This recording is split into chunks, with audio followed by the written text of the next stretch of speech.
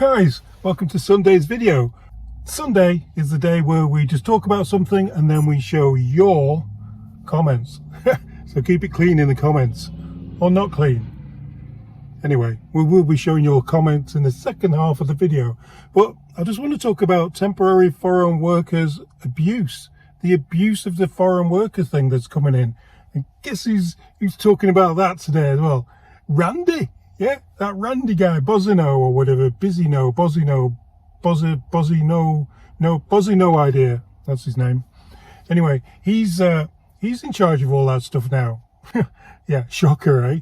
And it's totally screwed up. So what people are doing, what's happening is that they're paying like $20,000-$30,000 or more to get employers in Canada to take foreign workers in to work these like lower wage jobs. Now, from what they're saying in this speech thing I'm going to show you in a minute, we needed them after the pandemic that we had when we had the big flu season.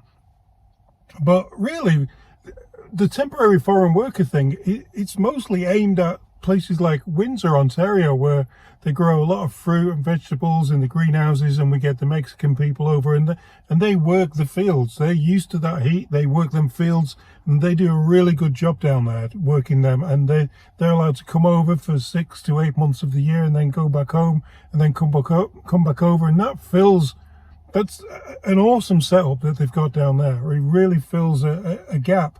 But now it's been abused. So have a listen to what they were saying about it on, this is actually a CBC article that he's talking on. When we came out of the pandemic, we had 1 million job vacancies, and it was really important to get those job vacancies as quickly as possible. And there were certain sectors where Canadians were simply not applying to those jobs. And so we made sure that people could have up to 30% of their workforce that could come from temporary foreign workers.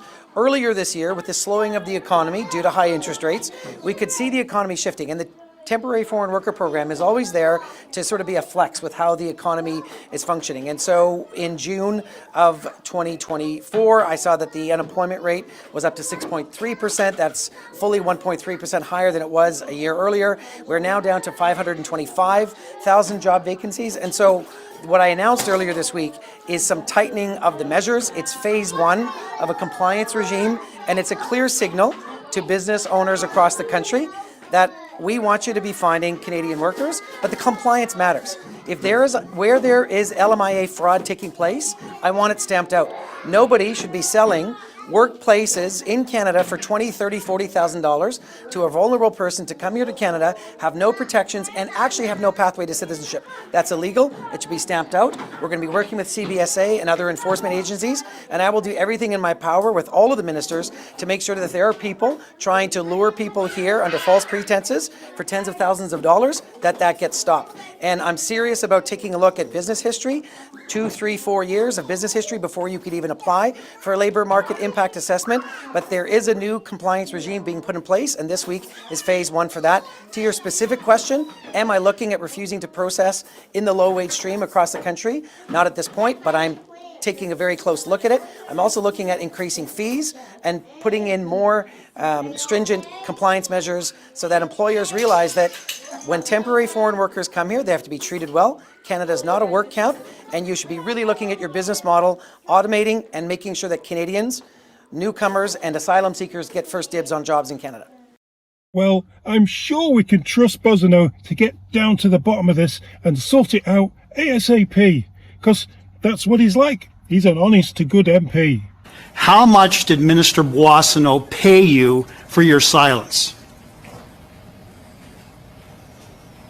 Anyway, the abuse of these sort of systems that Canada's put in, it's funny. Not funny, but it only comes to highlight, and the only time that the government tends to want to do something about it is when papers and people like me and Northern Perspective and Clyde and social media starts talking about it.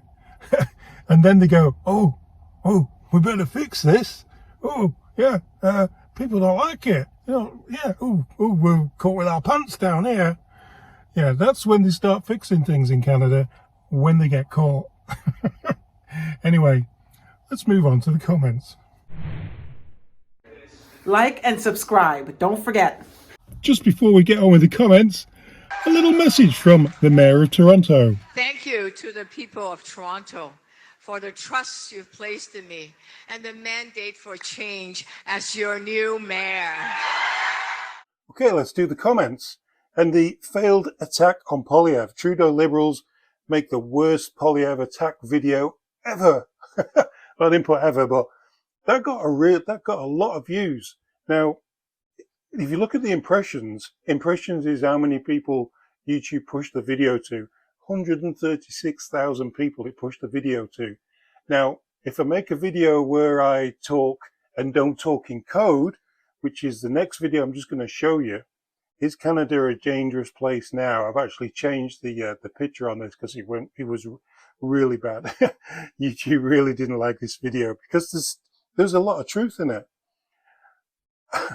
The push I got on this video is, yeah, really bad compared to 130,000. So that just shows you what YouTube can do. They can not push your video if they don't like some of the words that are in it. Thomas said, I am sick of Liberals. All I want is normal again. Before we don't know what normal is. Justin should be in jail. yeah, it's odd that we're going to forget what normal is. Look at what's going on in the UK.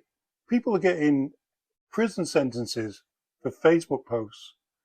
If you don't believe me, just go and take a look online. It's a crazy world that we're living in at the moment.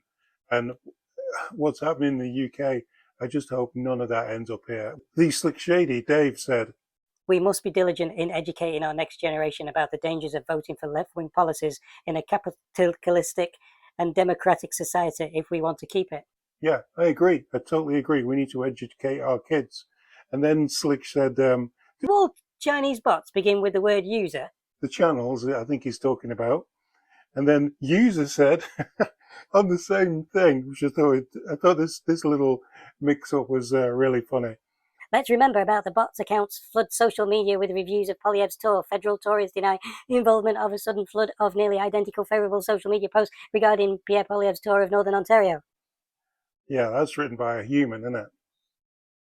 And then Slick said, Found one. Funny, Dave. I like that. Although we do have some user names with user who are not bots. Brian's one of them. Sajdim said, We need a video of Trudeau's lies. We also want Trudeau Airport in Montreal renamed. Remove that terrible name of Trudeau. I actually did a video. I'll put it here if I remember to screenshot it. Did a video about that, about all the stuff that's named Trudeau. Let's get rid of it. We got rid of stuff named Dundas Street and everything in Toronto. Get rid of this as well, because it's named after people who didn't want the best for Canadians, in my opinion, allegedly.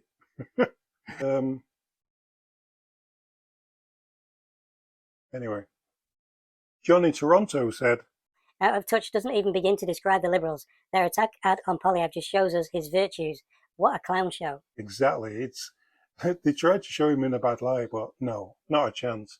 They were showing everything that the majority of Canadians actually push for and want, like making Canada better again and not no immigration, but at least vetting people and making sure that they're, the right people for Canada.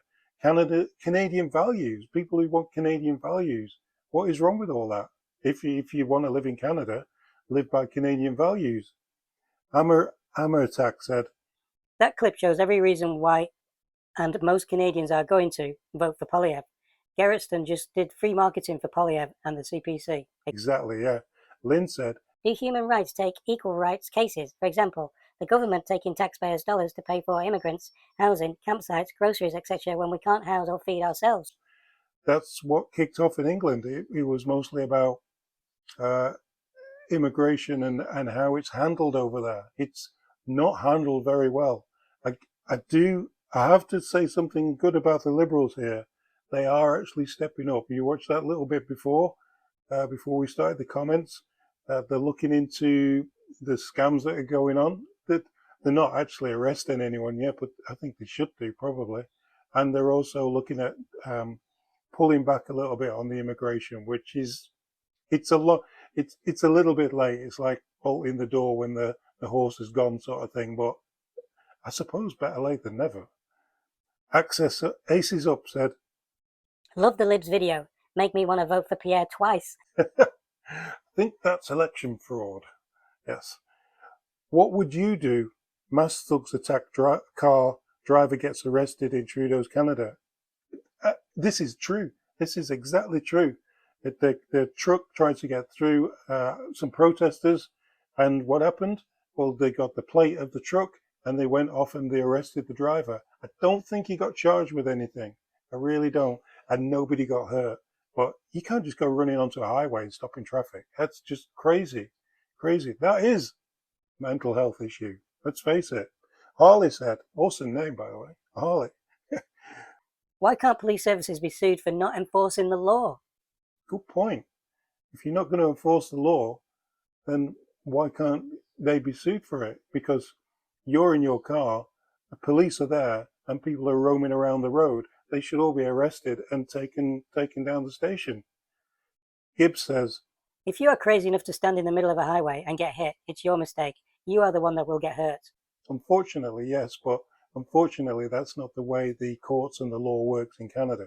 It's sort of biased towards criminals at the moment in a odd type of way.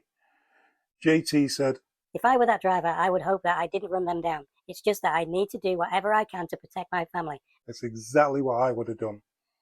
User said, probably not a bot, Dave. We are living in a nightmare. The criminals are the victims and the victims are the criminals.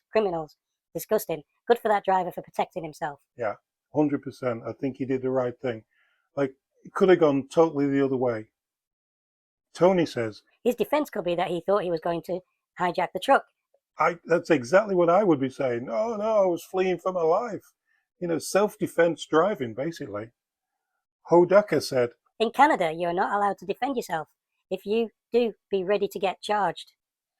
that is an issue. I like the American way where you can be what somebody posts what their thing is, something to do with like protecting your home. There's a law there that you're allowed to protect your own home anyway. But yeah, I like what America does for that. Plus, nearly every house has a gun anyway. You know, I'm not sure what the breaking stats are for America, but I'm sure it's not as high as it is for Canada, especially car theft as well and carjacking. Thomas said, As soon as I can, I'm leaving this crap hole city. The police won't or can't do their jobs. and William said, I'm in the process of moving out of a city to a rural area. This is another example that confirms I made the right decision.